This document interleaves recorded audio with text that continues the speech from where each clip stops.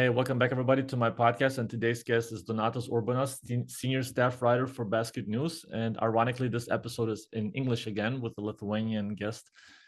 So today we talked about the sports journalism profession. We talked all the nuances that are behind the scenes, sources, the authenticity of the sources, the authenticity of the information, how to clarify information, as well as earning the source's trust.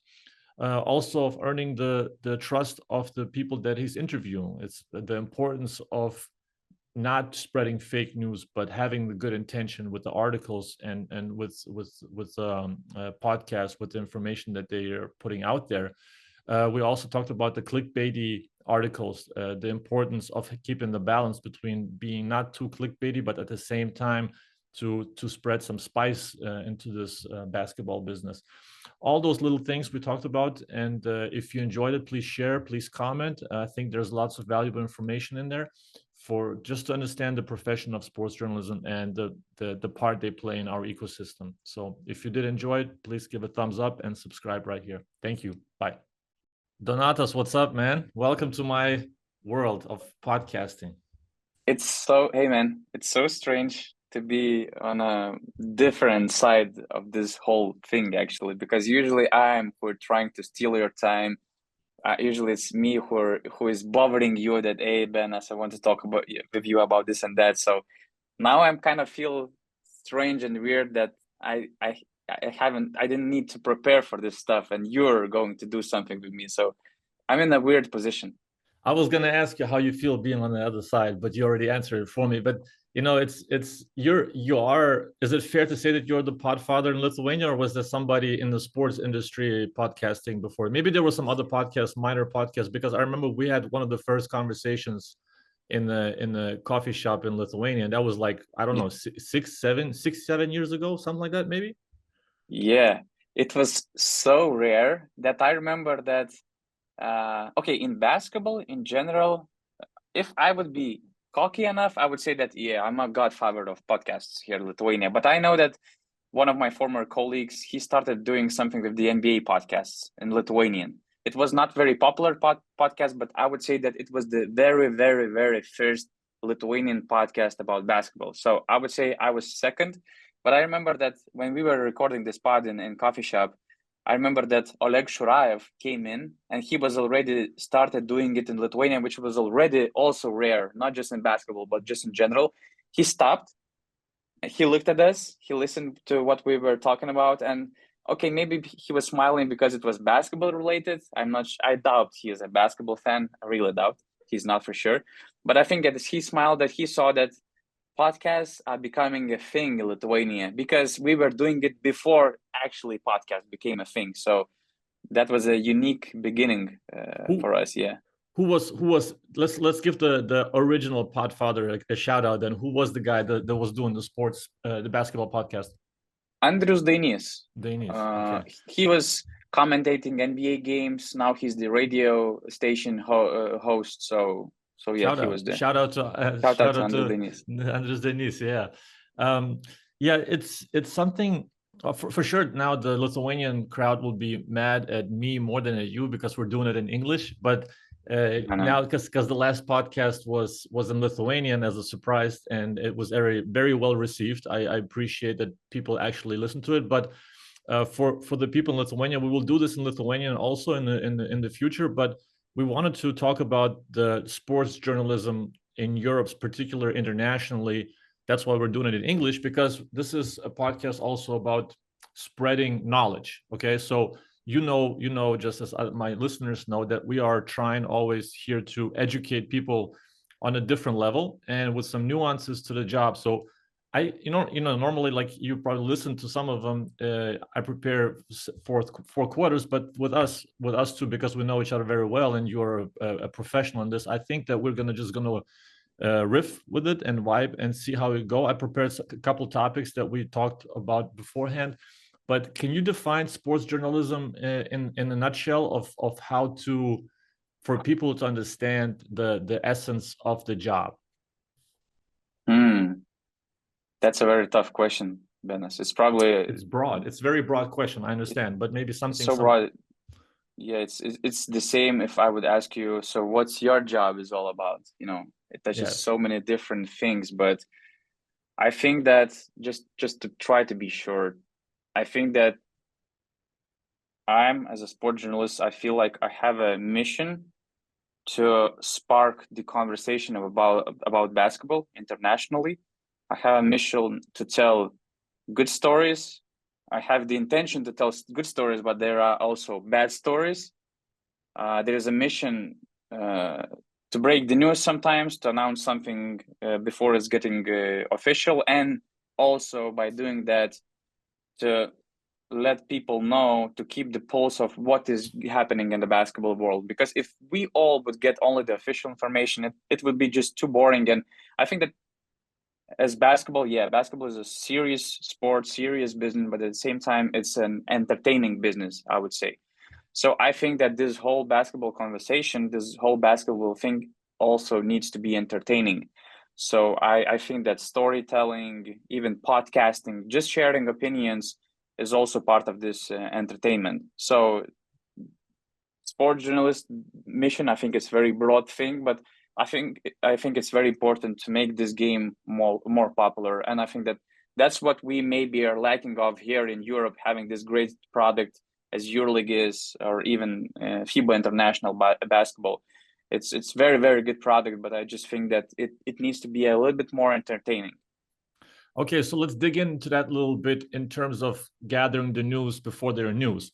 So how does it begin? How do you start? And do you get hints or do you add, because you have to start somewhere, you don't know what's going to pop up, right? So maybe somebody gives you a hint, or do you have a hinge about something that's going to happen and you're trying to ask people around? Where is the first seed of information come from? I think that the very first seed is just random basketball conversations with basketball people. Just from the conversation, you can hear something, you can react naturally, and then think that, oh, it might be interesting for a story.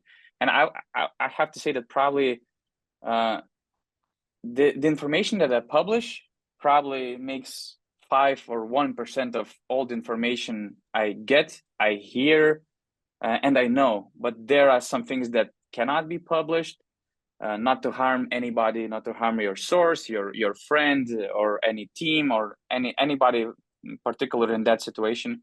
Or it's just something not relevant for publication, for an article. Maybe just some opinion based on some knowledge of some information. But I would say that it all starts from basketball conversations. But as you said very well, that sometimes you can predict that something can be happening, so you start digging. For instance, somebody gets injured, so you for sure know that, let's say, Keenan Evans got injured and Žalgiris now is looking for a point guard. So you just put, as a fisherman, you're trying to check to get some information.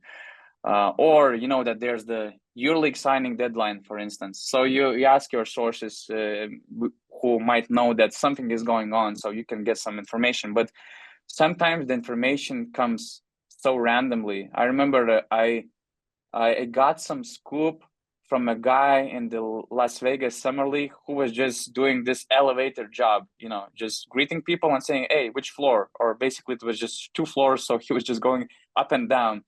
And he just saw my accreditation, my credentials. He saw that I'm from Lithuania, and he said, oh, I know one friend who is going to play in Lithuanian team. And, it was actually a very well-known player.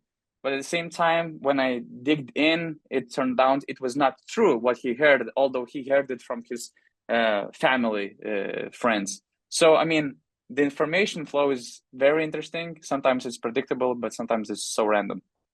So, okay, so the sources that you dig into, how do you have to double check them also? You can't just go off of it. So how do you investigate the sources or double check the sources, cross check with other people that you feel like this could be something, and to verify before you publish anything? You have to be able to be on the same page. Everybody has to be aligned. All the information has to be correct. Yeah, and Benos, I would say that nowadays the information has to be triple checked at least, because of course the best case scenario is when you know the primary source of the information directly. Let's say it's a player or the GM who signed the papers, you know, for the acquisition of the player. So I mean, it's all clear, but it's not like you always have the direct relationship with all those sources. So even if sometimes I have, let's say, tiers of my sources, some of like I can trust.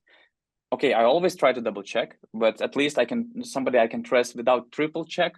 And then somebody I'm questioning all the time, so I need to have at least 2, 3, or 4 confirmations for that information. So I have those tiers, and even from the most reliable people, especially in the last couple of years, I understood that they also get misguided with some information, and you have to be so confident about the info you get before you publish anything, because there's the huge responsibility. And even though I have this perfectionist approach towards the information I publish, even I, you know, was misguided, and I made some mistakes in the last couple of years, which I regret, which I don't feel good about, but I also understand that it's part of my business. Because maybe you can tell me better, but it feels like in the United States, probably, okay, maybe we have this different feeling about the US media, because we see only Woj and Shams, you know, tweeting something.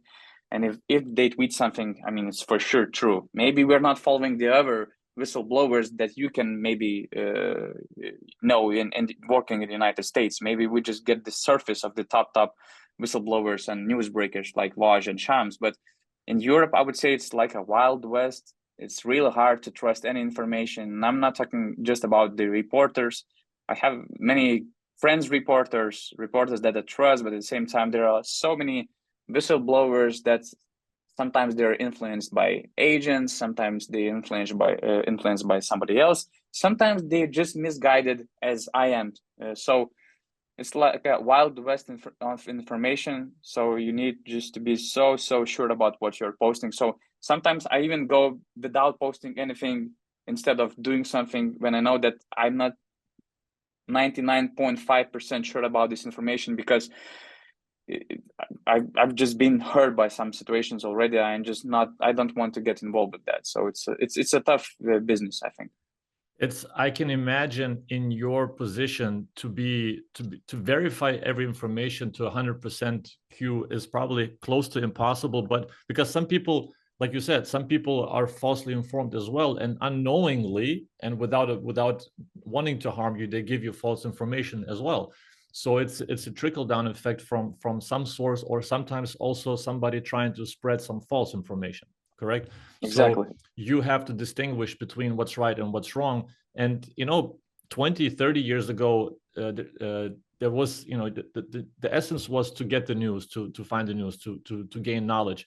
Now, I read somewhere that the biggest challenge of today's day is to distinguish between right information and wrong information, because there's just overflow of information all over the place, whether it's in the US, whether it's in Europe, or just internationally, if we're talking about just the grand theme of things in the basketball world. So the most difficult part is to distinguish which information is valuable, which is correct, and which is honestly, you know, the source that's coming from, because you're protecting your name also. Your name is on a line basically when you post something. Yeah. And I'm sure if you post something wrong, some people will be offended.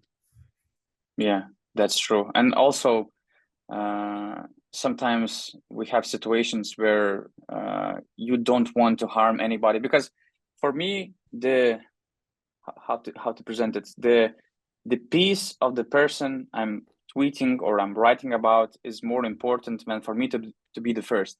Which means if I want to break some news, and I know that if I break those news, and even if I tweet that somebody is close to an agreement, and I know that potentially it can actually harm the deal in the end, which leads to potentially, you know, harming the player or the team that wants to make this transaction, I rather just, you know, put it aside. I'm not tweeting anything, because I want to break the news. I want to present the news, but I don't want to ruin anything. You know, that's my primary goal. Sometimes you do it not intentionally. Sometimes it happens that you don't know the player personally, you don't know the agent personally, but you get it from somewhere else. the information from somewhere else, you just tweet it, and later on you figure out that, hey, maybe it kind of hurt somebody in some other ways. But at the same time, we deal with the situation where I think that most of the time, the primary source of the information, or the teams, the GMs, the agents, the players, all the participants of the ecosystem, are even paranoid how this information can affect their situation. And I would say that they're just afraid of too much of things that they cannot control, or they're just afraid of things because there's no that kind of culture in Europe that somebody can be, published already. And it's just how this business goes, because when you look at the USA market, you always see Shams, Waj breaking the news, breaking the information way before it's getting published, or even sometimes the deal is finalized. So it's a difficult thing, and what I don't like also, when I know that, and probably that was the question I had for you actually, Benas. How do you feel when the journalist wants to get any information from you and to use it as a source, but of course not to put you on a quote, but just wants to get something? Or how do you feel when he wants to interview you as well, which means that what you're gonna say is going to be public? What's your first initial reaction? So in my position, it's a little bit also different than in other positions. If there's a let's when I give lectures, I'm not a professor. If I give a clinic, I'm a scouting clinic, talking about filters. So I have to use certain filters for certain people that I talk to, or certain professionals that I talk to, whether it's on the team or media, public speaking, journalism, or agents, or other sources, other people.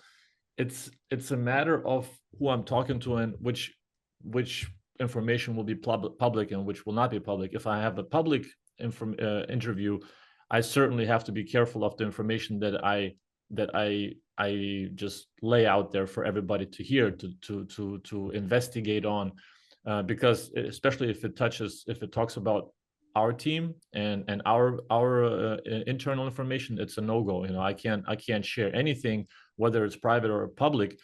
But if there's some educational or something that's my personal philosophy, a certain view on things, I can publicly express it with the intention of telling that this is the way I view things through my experience and through my knowledge and my truth. I call it, a personal truth, because there's no absolute truth in any business that you're in, whether it's basketball or journalism or whatever. What journalism is a part of basketball, but in general, I try to have my personal truth distinguished from their truth. This is the way I was shaped, the experience I had with the coaches I worked with the players I worked with, and that shaped my view on things, my philosophy on basketball and life in general. So I can share certain things, but I have to have the intention of saying that this is only how I view it. That's not necessarily the truth. But go ahead. But do you sometimes feel like when the journalist, for whatever reasons, approaches you, do you feel they look at it as a threat of being misinterpreted, threat of being used in a way you don't want to be used, maybe with some bad headline which can spread the message of some mixed feelings, spread the wrong message? Do you feel like this can go wrong actually? For sure. And this is a misconception, but this is also a trust issue, that there's some coaches that had bad experiences with it. And this is something you can tell me also about, because this is a good conversation about the ethics of this job. Okay, so because there's a thing, as you know, clickbait, media. So the headlines are very important for the article to be read and to be going around. So I had experience with it as well. Sometimes it was unintentional, because the journalists, they were looking for ways to make the article, not necessarily me look bad, but the article to look good, but without having the idea, maybe not it was a surface level attitude, without the knowledge of the nuances below, that this the trickle down effect of how it affects me, what I said.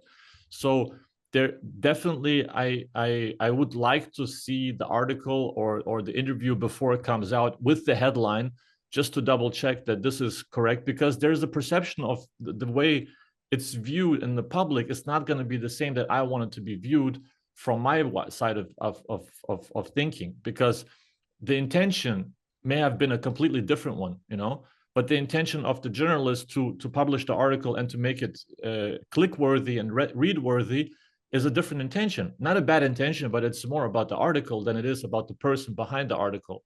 So there's a certain amount of doubt, and suspicion, and unless there's a trust between the journalists that you developed over the course of years, and you follow the work, and you've worked together a lot, then it's like with everything. You have to have a certain kind of level of knowledge of each other, and some sort of friendship that you develop in order to trust each other. So you can't just, whether it's a journalist or not, it's a random person that comes up to me and wants an interview in their country, maybe in a different language, and with the translation that I don't know how the cultural nuance, when you translate an article and you put it in their language, it's perceived completely different. That's the essence of communication, of how it's going to be perceived. I can't translate it because it's their language. Yeah, but at the same time, I think that if something new comes up to you, if somebody you've never known about comes up to you, you don't have this feeling of something can go wrong if you haven't had any bad experiences before. And that's how I feel approaching some new sources, new people that I hadn't have any relationship before, when I working for BasketNews.com for the almost 2 years already. Because every time I approach them, I would say that maybe 89% of those people, it feels like they already had bad experiences. So they're always, they're cautious, a little bit suspicious. Yeah, exactly. But I think that this feeling of suspicious comes from having bad experiences, because I think it's just like in the regular life. If you have some new experience, new situation, you're not looking at it negatively or like, oh my God, something can go wrong. No, it's not like that. But if you were hurt by that experience before, that's when you start being suspicious. And I'm not blaming anybody, but it just really, sometimes it really makes our job so difficult, because you have to go through so many filters. But at the same time, you mentioned this clickbait culture.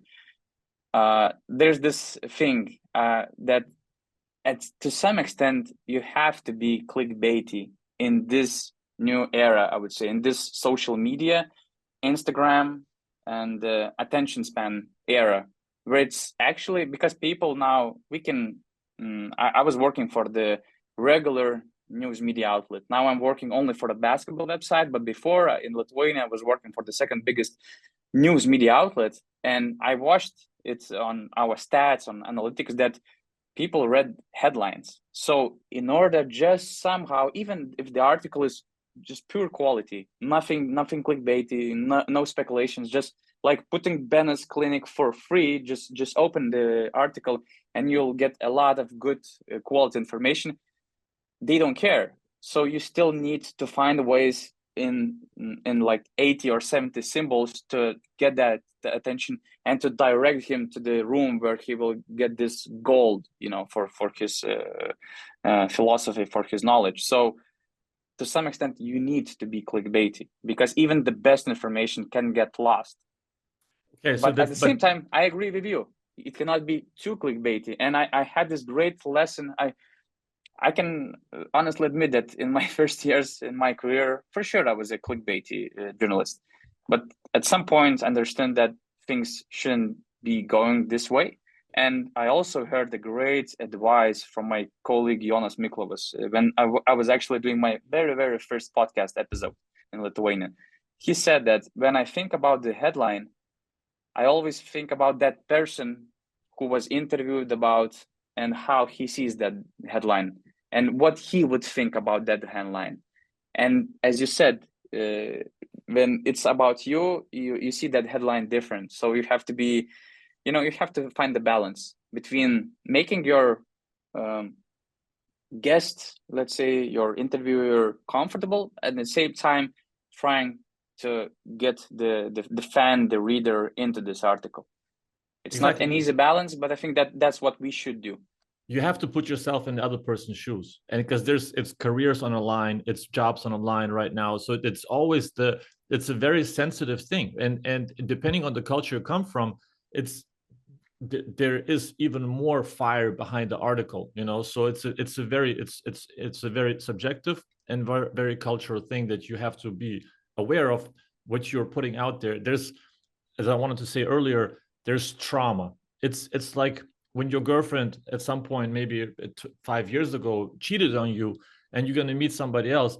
Are you not going to have the same thoughts that come to your mind, like, am I going to get cheated on again? You know, it's the same kind of metaphor that's going to be applicable in any kind of life situation. So you have to put yourself in the other person's shoes and understand that this guy or this person with this past, he probably experienced some trauma, some journalist trauma in the past. Maybe not himself, maybe he heard of also of other coaches that have gotten into, or coaches or whoever, got into situations and interviews that put them out there unsuspiciously, you know, naively. I like to be naively, I like to be open, but then at the same time, I feel there's a boundary. There's a line at some point where, okay, this is until here and not further, because I have to protect myself. I'll have to protect my sources, because if I give you some certain information, that source will know that it's from them. You know, some sources, the information can be out there, but they don't want the source to be attached to it. Some sources, they don't want the information to be out there at all, you know? So another thing that I also wanted to point out was the clickbait article. When you put clickbaity things, it's, you know, I like talk about food. So have you ever heard of empty calories? Yeah. So empty calories is, for people who are listening, most of the time it's candy, it's potato chips, whatever. It's calories, but there's no nutrients in there. So whenever the clickbaity article, whenever the article and the headline is the empty calorie behind it, if the article is completely about something else and there's no substance to the article, then it's an empty calorie, and then it's falsy kind of clickbaity headline. If the article has the topics listed as well as that's significant and rely and connected to the article, to the headline, then you can say honestly, okay, this is not an empty calorie, this is actually good candy. This is actually healthy candy that has all the nutrients in it and no sugar, and everything is easy, is well digestible. Yeah, I mean, the reader cannot feel, how to say, cheated when he's opening an article and he was attracted by this nice candy and it turns out there are just stones inside. At the same time, I admit that sometimes we need to put this candy in some very nice paper, and maybe a little bit nicer paper when the candy, when sweet the candy is. So, I mean, but yeah, at least the initial goal, the mission should be, you know, just to be right, not to cheat on your readers. And I admit sometimes we need to, as I don't remember who said that, when I met Shane Larkin or Nick Kalatis, he said that, oh, you're from BasketNews, you're spicy. So sometimes we need to be spicy in order to get views, to get reads, but at the same time, with the good intention for people to get to know more about the game that we love so much. So sometimes we need to overhype some things on YouTube videos, because that's how the YouTube works, unfortunately. Because in our case, you will get lost in millions of those videos. But at least the initial idea, the primary idea should be right, not cheating on readers and giving them some information that they will feel that, okay, I got to learn something from it. Help me to overhype my YouTube channel. It needs a little bit more attention. But the problem is that you're everything against the hype. You know, you're so sterile in a good way that you're like a great basketball university, but at the same time, who gets hyped about universities? You know, they get hyped about the campus, about girls. Yeah, exactly, nerds. Which is great, actually. People should pay for your content, because it's basically weekly free basketball clinics. So it's the content you're giving for the basketball ecosystem here, just amazing. Well, I appreciate it. I'm still working. I'm still trying to get better. And this is a good balance to my regular job, and just to have my brain work a little bit different way to share information and knowledge. But let's talk about your profession. Let's talk about sources a little bit more, because of the way to protect the sources and the ethics of it. Okay, as you mentioned with the articles, you're spicy, but at the same time you have to protect the reader of giving him substance, that's according to the headline, but also at the same time protecting your sources and not to put him out there too much in terms of what the information came from. How do you make sure that the sources are aligned with the information that you put out there publicly? If you feel that your source might be identified and he will, get into trouble, you try to put information that is not so detailed, a little bit more generalized information, which would prevent a source from being disclosed. If you feel and if you know that your source for sure will be disclosed, usually try to not to put that information. If also the source feels that he might be hurt in some ways. I'm fortunate enough to also work with a lot of confident people. Usually, I believe that it's just like with the players. I always try to go for a veteran player, for somebody who's over 30s, because he's been through everything. He's built that confidence in himself, and he's accountable for his words. Whatever he says, wherever he will be more open. He might criticize somebody personally, but he feels confident because there's some background behind his statements, and he's willing to say the way how he feels, and he feels that it's right for the game, for anybody to grow in our basketball ecosystem. Because young guys, they usually, they don't want to get themselves into trouble. Sometimes it goes the same with the sources. If they are confident with themselves, and if they know that, okay, maybe some club, some agent, some player might be a little bit angry, but at the same time, if there's no background behind somebody getting angry just because some information was published, and again, we have a little bit paranoid European basketball culture in terms of what is published and what's not. I mean, I hope that everybody should, would work in states and in NBA and NCAA and G League basketball, just to get used to the information flow that is over there, to understand that there's nothing wrong if something is published. So that would be easier for me. But I actually forgot the question already. I was talked too much. I talked too much, so I go somewhere, on sideways. No, that's okay. But that's we're talking about sources in terms of the ethical approach to it, but how to protect the sources. And you're saying that you take older players because they feel they're not threatened, they don't feel threatened, they feel very secure in their roles and know what they're talking about, actually, because they've been through a lot of ups and downs. But do you just to add, you put me on the right path. So actually it is all on the confidence of that source, how good he feels about himself and his situation.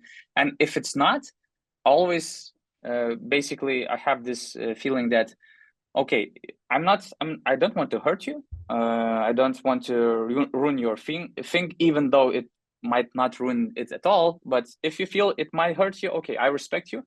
But at the same time, usually I go like this: if I'm not publishing the information in the right way, I'm not saying what the real truth is, there's a really high chance that in this wild European media culture, somebody will get a scoop of this information, you want it or not. Nobody will ask you how do you feel about it, and they can put it in the way they want, in a way that they actually might hurt you or might spread some fake news. So would you rather go with the information which is correct and right and fair than somebody in this business? I feel that in Europe we have this situation where a lot of people are afraid of being second or third the news they come up, so they try to be the first, whatever that means, and sometimes they're not accountable to the information 100%. Sometimes they're not double checking things. Sometimes they're not triple checking things. They just want to be first, and they feel that kind of rush of importance of being first, rather than just putting information that is right. So that's why I lose a lot of these breaking news, because if I'm hearing that the deal is not finalized, or that there are some situations and game changers that they can actually affect the deal and it might go a different way, I mean, I'm not going to put it. But somebody who heard that information from somebody else, they don't care. They just go in advance with that information. And in the most cases, at the end of the story, in most cases, the deal is done and he was right. But sometimes from wanting to be first, you can get yourself hurt in these situations. And it's good to be on the other side then when you waited and you can actually say the rumor is not confirmed yet, or it's false information. You can actually, because you have time to be thorough and to double check everything, and then you can also kind of but you can't also just take a dump on your colleague, right? You have to also say, hey, this is you have to be careful with how you express and challenge the information of the other journalists. Yeah, and at the same time, I for instance, I remember one example very well. I think it was last summer, where Grigonis was choosing between many teams. He had this difficult buyout situation with CSKA Moscow. And I remember somebody from the Greek media, and I believe that it was trustworthy source, they reported that Grigonis to Panathinaikos is a done deal. And I know for sure from a different sources that it's not done. So I tweeted it because I know that many people, let's say around Grigonis, from his side, it was the information, I would say it was a negative information. He didn't sign anything. He didn't commit to anybody. So, and everybody thinks that now he's committed to Panathinaikos. So I tweeted it that it's not done. Okay, there's the mix of teams that are waiting for him, and he's close to signing to, but it's not done yet. So it was finalized in like a couple of days, and Panathinaikos fans just went after me. Oh, you feel so bad just because he didn't sign with Žalgiris. Cry me a river for Žalgiris, even though I don't care about Žalgiris, about Panathinaikos. I mean, I treat all the teams the same. I don't have any preferences. I don't support Žalgiris particularly. I'm from Panevėžys, so my team is Lietkabelis. But even in that case, I'm not, supporting them somehow on my articles just because, let's say, they're my hometown team. So sometimes working in this way, you also get hurt by this information. Absolutely. There's many ways to get hurt. And I was thinking of a situation that can be applicable to real life also.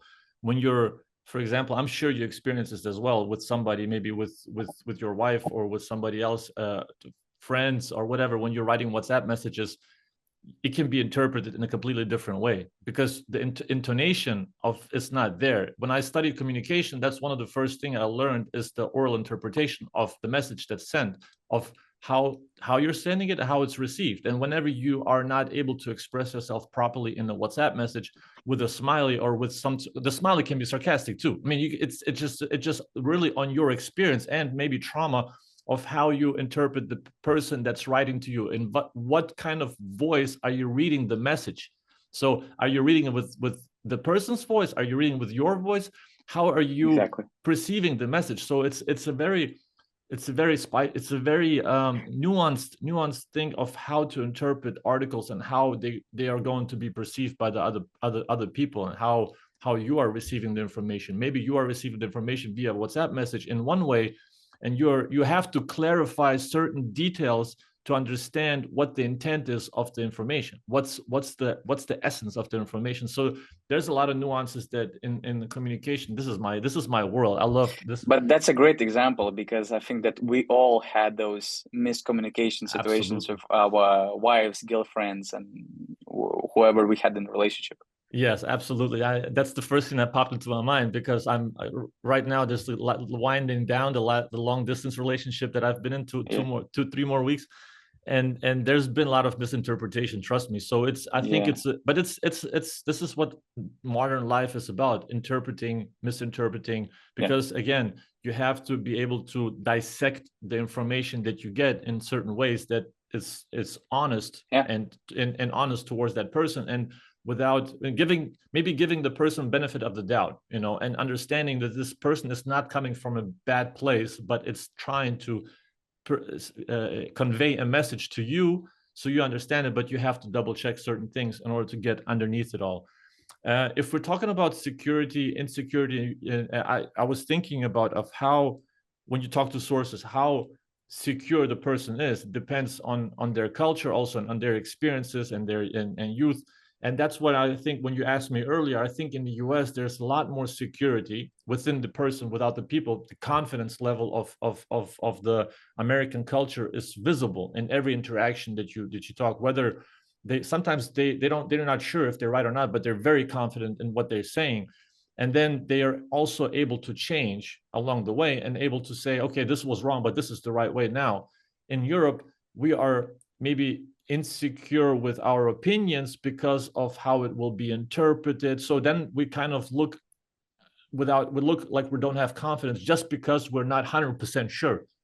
Sometimes we also always have to be 100% sure in order to express ourselves. And then we kind of have self-doubt more than anything else. And I think that here in Europe, a lot of basketball people, they don't like opinions if these opinions are negative, not necessarily criticism, but I really faced so many of these situations, saying something at the podcast or writing something on an article, and I know that a lot of people will take it personal, although they shouldn't take it personal, because as I said, my idea is to spark the conversation.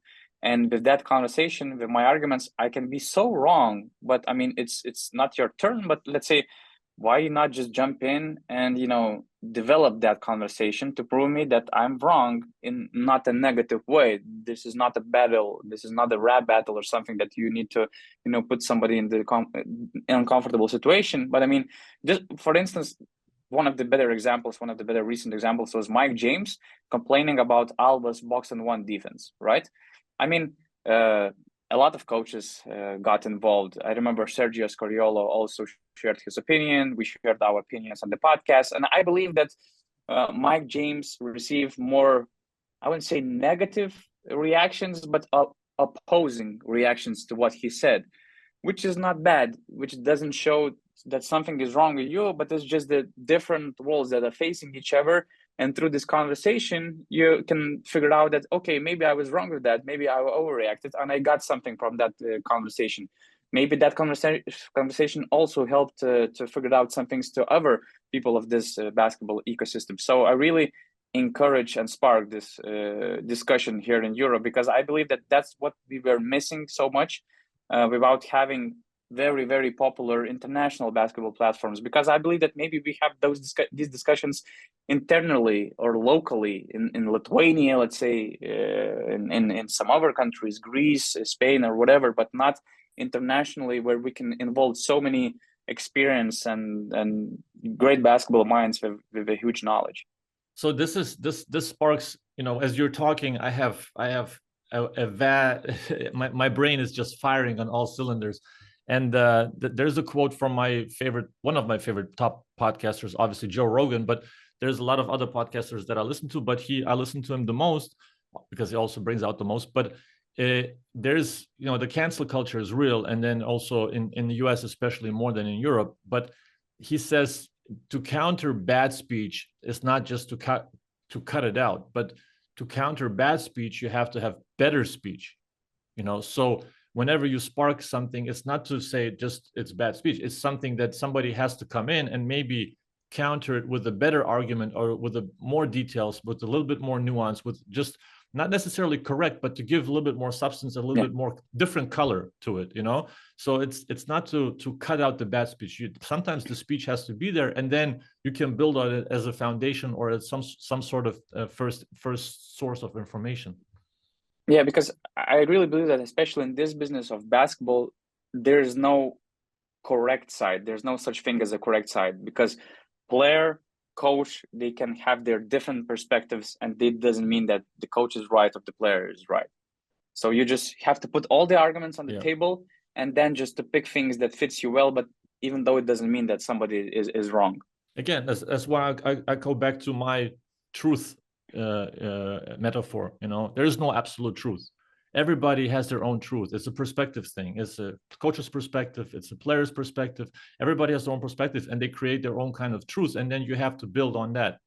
If we talk about sources, what's the balance between your sources? If you say players, GMs, coaches, coaching staff, if you put a percentage on it, how would you put a percentage on the sources that you collect? It's tough because obviously there are way more basketball players than coaches. Sure. But I believe that there's I wouldn't say 50%, but it's actually a good question because I never tracked my sources, if they're coming from coaching staff or from the player standpoint. I would say that it's very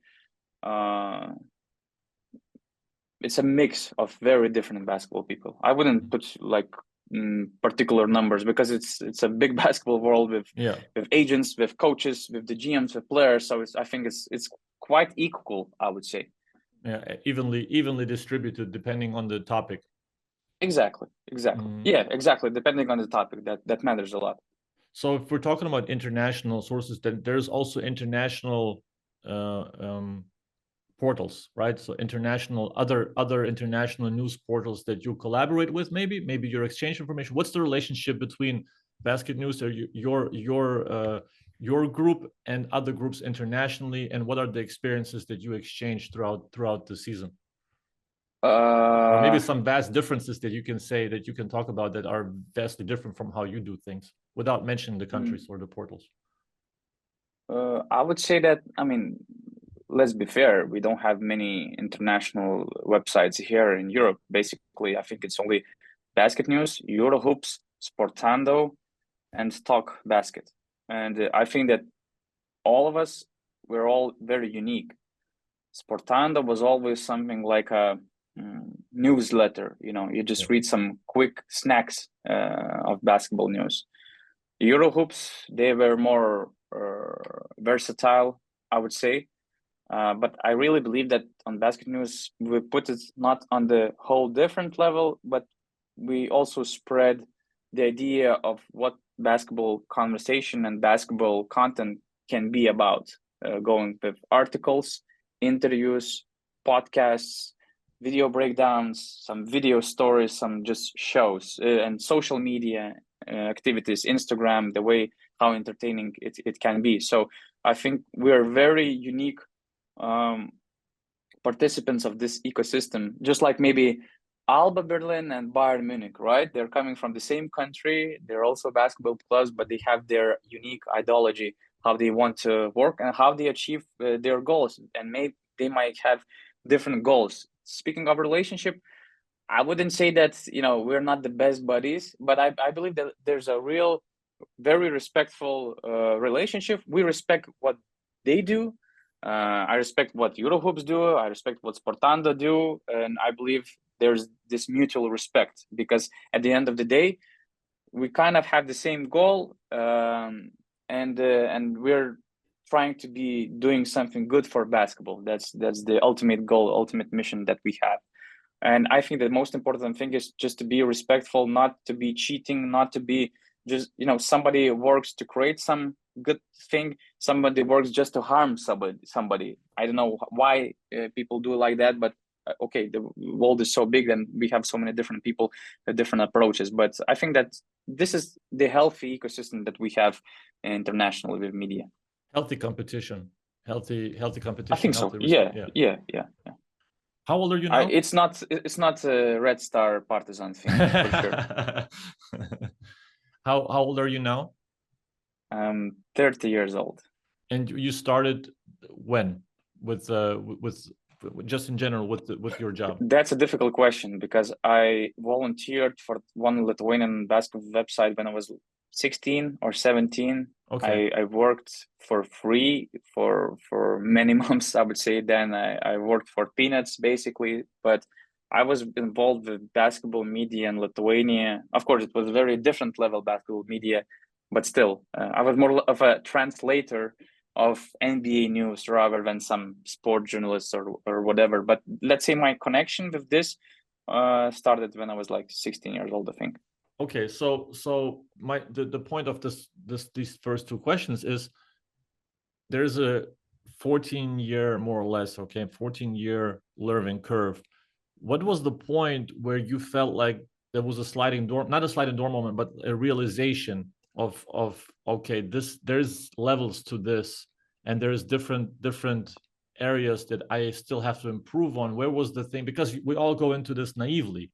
I know, for example, for me, it was in Moscow, where it was a completely different realization of basketball, of the basketball world and levels, So for you, when was the point where, or maybe a certain situation or a certain project that you had where you understood there's a little bit more, this is surface level, and there's a higher level to this that I still need to get to, and you understood the progression? I really believe that I always had this highest level example just following ESPN, for instance.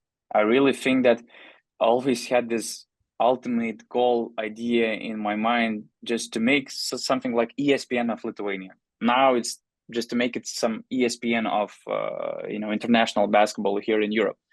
And by saying ESPN, I'm not saying that I'm a huge fan of ESPN. I'm not advocating what they do, but I'm just saying that I imagine ESPN as like a house of NBA basketball with all the goods and bads. So that's what I was dreaming all the time, and it was this thing that I was always trying to reach. And I always knew that whatever I'm doing right now, it's probably very far away, still very far away from how things should be done. So I think that I always had this sense of having, this big example for myself and the way I should work. Because in Lithuania, I didn't see these ESPNs, I would say. I didn't see that example. I had some journalists that I really loved. I loved the way they put stories, the way they tell stories, the way they work. But I wouldn't say that we had this ESPN here in Lithuania, and I tried to build that thing, just not knowing where it leads me to in Lithuania. But you didn't have a moment where you understood that you are still like, I mean, we're all learning, right? Yeah. But was there a moment where you understood that a particular a team or a particular coach made you aware of something where you're like, oh, I didn't think about this, or this is a realization that helps me to be a next level journalist? I believe that for sure I had those moments, but I'm not sure if I can recall it right now on the point, because the way I was always working, I was always trying to grow through my experience, trying to be the best that I can that day. And for instance, 10 years ago, my best version maybe was one of the worst versions that should be, that is right now.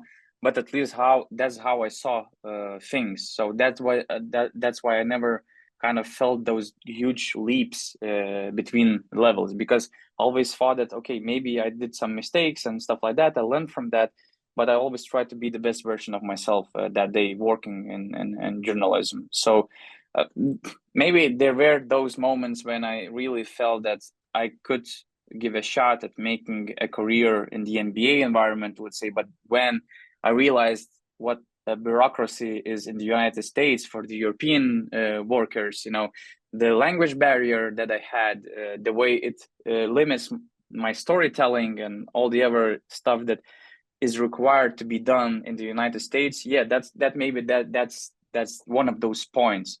But here in Europe, that's the thing. Here in Europe, we didn't have those examples. We didn't have these ESPN situations. So I always knew that ESPN is the United States is something like a moon for us. And you just try to do everything in your power to be a little bit closer to that moon every day. But you always understood that this gap, you won't reach the moon with any regular plane. Yeah, it's a difficult. There's a difference for sure, and you feel like it's close, but it's still so far away. in many aspects. You mentioned career as you got older and you were aspiring highest level. What's your end goal, with all respect to BasketNews? But what's the end goal for you, where you feel like this is what people ask me, and it makes me feel uncomfortable, because there's there's so many things or so many areas I can drift off to, and I feel like I can be successful in many areas. But what's for you where you feel like this is the end game and this is something that I would like to aspire to be? That's a good question. That's a legit question. But I think that in media business, I'm not sure if there is an end goal, because But you'd like to stay in the media business. I'm not sure about that. My end goal is to be in basketball. I really love basketball. That's how I fall in. I mean, I loved basketball as far as I remember my earliest years.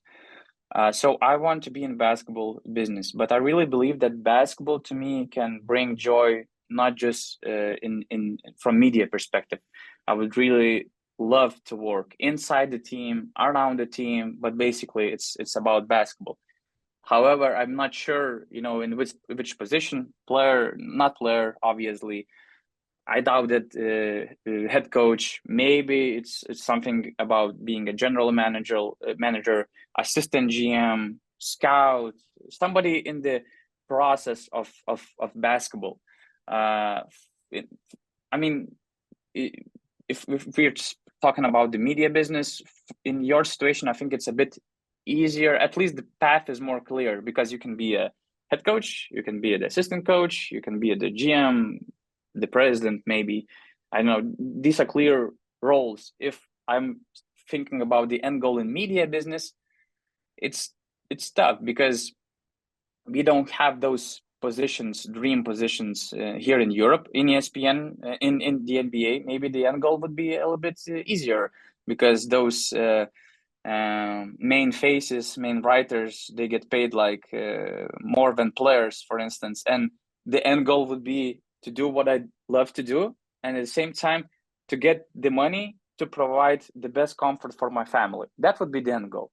Yeah, maybe finally I got the answer for myself. My end goal would be involved in basketball business, and to to take care of my family in order to put them in the best and most comfortable situations in life.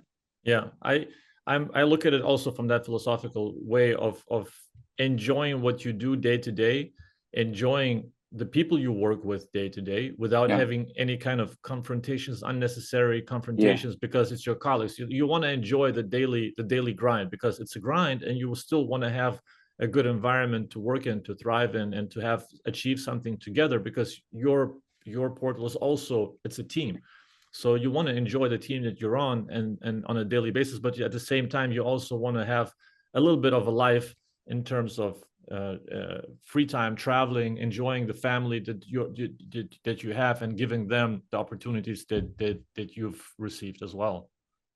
Yeah, that's the thing, because when I think about my wife and my kid, I mean, and all those basketball players, especially coaches, I believe, their families, I mean, they're sacrificing for them and for their dreams and for what they love so much that it's incredible. Family members, the people around who support our idea of life, our passion, they are the real MVPs. And we're privileged. If anybody here listening, if they have, they're in a relationship or they have families, they're in a very privileged situation where their dream and ideas supported. That's a huge thing to have, really. I talked to Mantas about it in the Lithuanian episode. Did you hear what he said?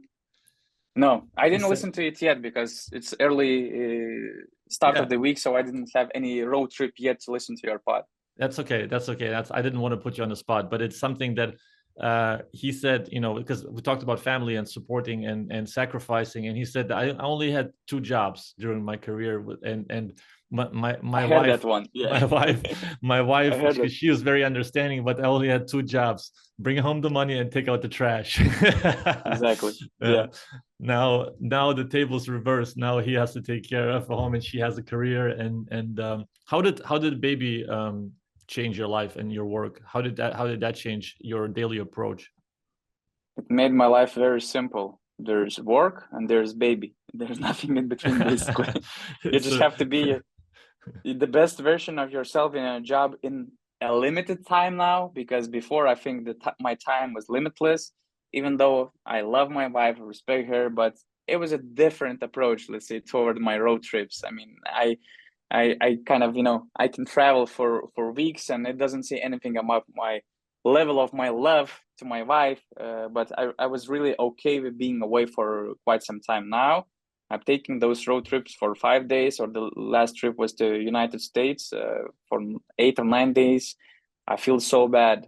I'm missing my baby so much. And at the same time, I respect my wife so much because she's alone taking care of my baby, and she's in an uncomfortable situation. And again, sacrificing for my job, for my passion. So I feel kind of bad about it. So when I finish my job, I always try just to give all the time I have for them, or for my wife taking care of the baby, and just being with them. So life now is very easy. Great stuff, man. Great stuff. Are you ready for ATOs? I'm gonna throw ATOs out at you. Or I'm thinking about changing the ATOs. What do you think about changing the ATO segment to the to espressos? You're a coffee freak, really. Just let keep it ATOs. Let's keep it more basketball related. Okay. All right. All right. You ready? I have several picked out, so we're gonna see how we're gonna go through. I love this segment, so yeah. All right. Most underrated aspect or skill of your job?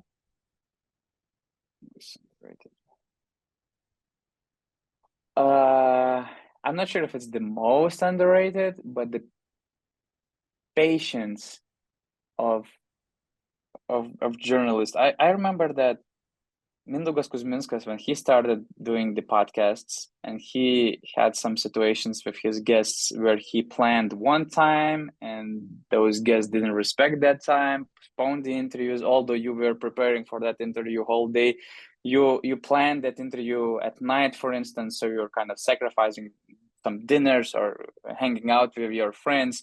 I mean, that's the patience and the time that we sacrifice for those basketball people, and sometimes they don't respect. That's painful thing to deal with, but I think that's very important, skill, to be patient with a bit disrespectful, or I would say it's maybe sometimes it's coming not from disrespect, but from just not knowing. When you schedule the interview at 9 o'clock on the evening, maybe a player can think that, okay, I couldn't come back on time, so sorry, we'll need to postpone that interview. Although it might mean that you're missing the date, you're missing some nice quality time with your family, or you're not going home, to meet your friends.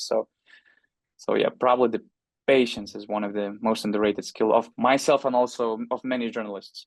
Yeah, I can see that. Best basketball Twitter follow, besides the obvious one, not the obvious one. I don't want to hear Woj or Shams, but something else. Since I believe we will have many European basketball followers, I believe that the obvious answer is Mike James, because he's unique and he says what he thinks, and he's pretty active. And of course, there's this list of Hall of Famers like Tyrese Rice, for instance, Malcolm Delaney. But I think that I'm noticing that more and more people are becoming more active on social media, and which I endorse, which I like, because once again, I think it just sparked the conversation, and it's great to have this conversation among the fans and basketball people, although in most cases it ends up with being something related to hate speech. But anyway, at least there's something to begin with. Best non-basketball Twitter follow. Non-basketball Twitter follow. To be honest, I have big memory problems, and for sure I have non-basketball profiles that I follow. Usually there are, I wouldn't say life coaches, because life coaching has a bad label, but these people, they have some really good advices how to make life a bit more comfortable, easier, and it put those most important things in some shelves. So I won't recall the particular profiles. I just follow them, and I just read what they write. I'm not following particular persons. If I like ideas, I follow these profiles just for their ideas, but not the persons behind it. For instance, I can mention, Joe Rogan and his podcast with so many different people who are bringing quality and interesting information to fulfill our lives. Basically, personal growth. That's sometimes it gets retweeted, and then you also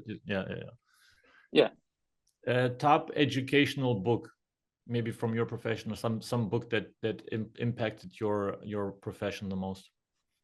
That's the problem. We don't have many books, especially journalism related, and I would say that we have a big gap of basketball books here in Europe, because the most books that we get are coming from the United States about the NBA stories, and I'm missing those interesting European stories that we could all educate from these life experiences. So basically, when I go to US, or if my mom goes to US to visit my sister, I always ask to bring at least 3 books. I know that they are heavy, so it's not easy to get more, but always try to get at least 3 books, just to get that knowledge. And I can actually get some knowledge from any different book and any other life journey, I would say, whether it's like Nick Nurse, Allen Iverson, or Scottie Pippen. Even if he's so negative on his last book, you can still take something and to understand why he's so negative about it, what's behind that. So I think you can learn from any sports book. Best personal investment you've made?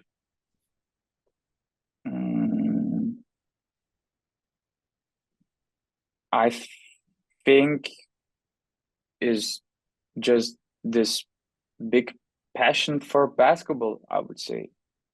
I think my time for basketball, my time dedicated to basketball, because I really don't believe that you can. I'm not saying I'm successful. I still think it's a long way to go, but I really doubt that you can be successful just working from 8 to 5, let's say. And basketball world, it really requires working, over normal life limits, I would say. And there are many hard workers in our business, and that's how it should be. So you need even to overcome that part of ecosystem participants. But I think, it's a huge investment, to work throughout all day, and then to go to games at night, and basically, you wake up and you go to sleep breathing and living with basketball. So I believe this is my best investment. One skill you wish you had? One skill I wish I had.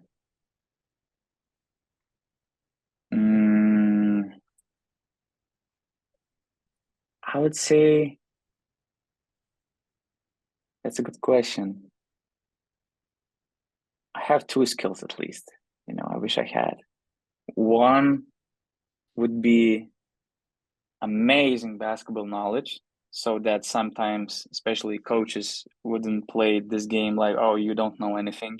I'm a successful coach, and you're a journalist. What you can say to me? Sometimes some coaches use this argument. So I would like to have this skill, not to be questioned by their standards, but at the same time, I would really like to be able to make every basketball conversation a little bit more entertaining and understandable for broader basketball audience, not just for basketball geeks, but also for those who are just on the very, very surface of basketball, but just to get their attention as well. Biggest pet peeve you have in your profession?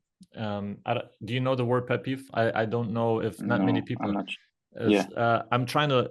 What's something that you observe in your colleagues or in general in this profession, that gets you mad or disappointed? Because, for example, for me, it's if I go to a cafe, a wobbly coffee table, that's my biggest pet peeve. I cannot sit there. I have to change table. So something that irks you, that makes you kind of anxious in your profession.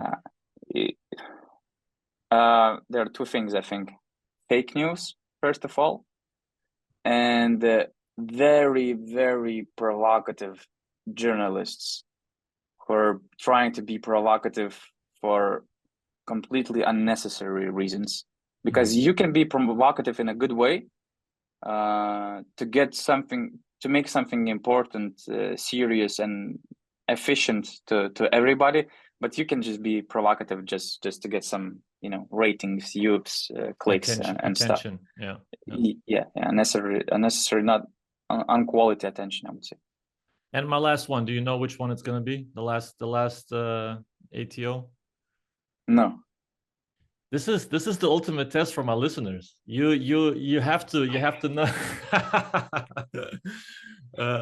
Okay, I put you on the spot. I'm sorry. The favorite failure. This is from a Tim Ferriss podcast that always he asks every guest that they learn from the most. Some failure that you have in your past where you feel like you made the biggest growth from that, and you are a better professional because of that, or a better person even. My favorite failure.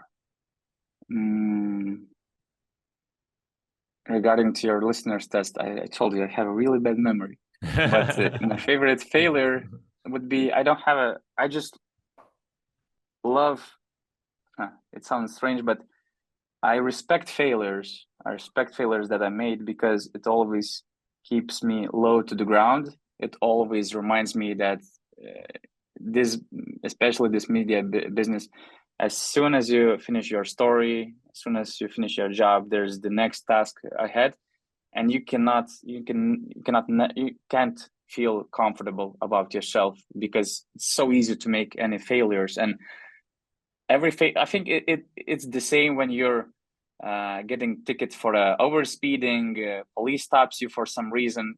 It feels like every one of us, or it's only me, then at least for a week, I'm the most perfect driver. You know, I'm not overspeeding by 1 kilometer, by single kilometer. I'm super cool.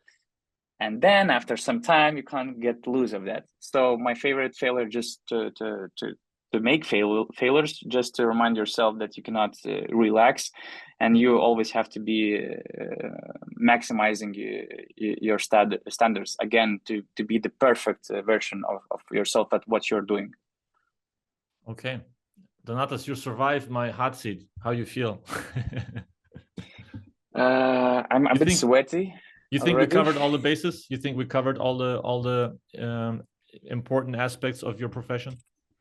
I would say no, because just like in basketball, you can't cover all the basketball topics in 1 hour and 15 minutes. So, I mean, we could do this episode part 2, part 3, part 4, part 5, and I'm for sure we would find something for part 6. So it's what we love about our business. I think that it's something, you know, you cannot observe. So that's how it's interesting. It's why it's so interesting, and there's no one truth, one explanation behind those things we do. Yeah, it's a big rabbit hole that we always fall into, and we're always trying to we're finding new things to talk about. But I appreciate you opening up about the profession, that we talked about a lot of nuances that are also underappreciated, I think, in this ecosystem of basketball. And tell everybody how they can find you, so they can find you and give you some scoops if you need some. If they don't know yet, they probably know, but yeah, you can find me on Twitter, Urbodo. Also on Instagram, I have the same nickname, but also I just suggest you guys following BasketNews.com, because they're not just me, but many other very creative, passionate basketball ecosystem participants. I cannot call them journalists because some of them are social media guys, some of the video guys, but they're really trying to fulfill this ESPN of Europe dream, and they're working really hard.